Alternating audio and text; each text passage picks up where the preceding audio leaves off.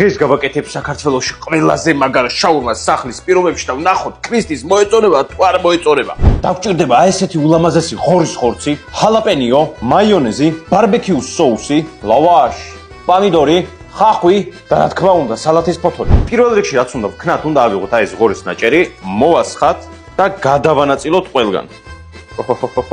შემდეგი ეტაპი უნდა ავიღოთ აი ესეთი ღუმელის შამფური და ავაცვათ ეს ჩვენი ღორის ნაჭერი.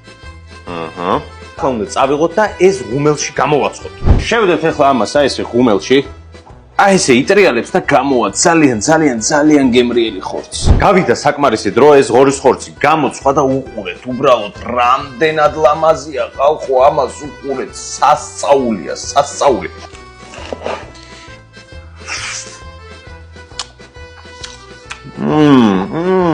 დავიწყოთ ახლა ჩვენი შაურმის აწყობა. პირველ რიგში დავასხათ მაიონეზი.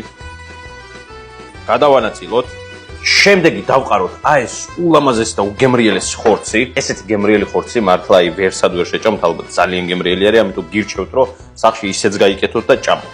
ავიღოთ ხახვი, მე აი ესე გრძლად დაჭრილი მიყვარს, იმიტომ რომ ხახვი ძალიან მიყვარს, პლუს ღორის ხორცი ძალიან უხდება. ავიღოთ პომიდორი, სიგრძეზე აი ეს დავალაგოთ რამდენიმე ცალი. ავიღოთ სალათის ფოთოლი, დავტეხოთ.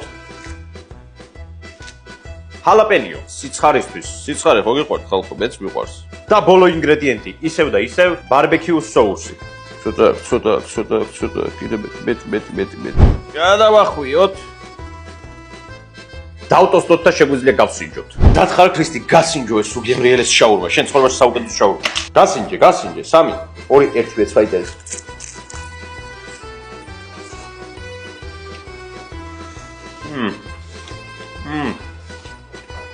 ხორცი გემრიელია.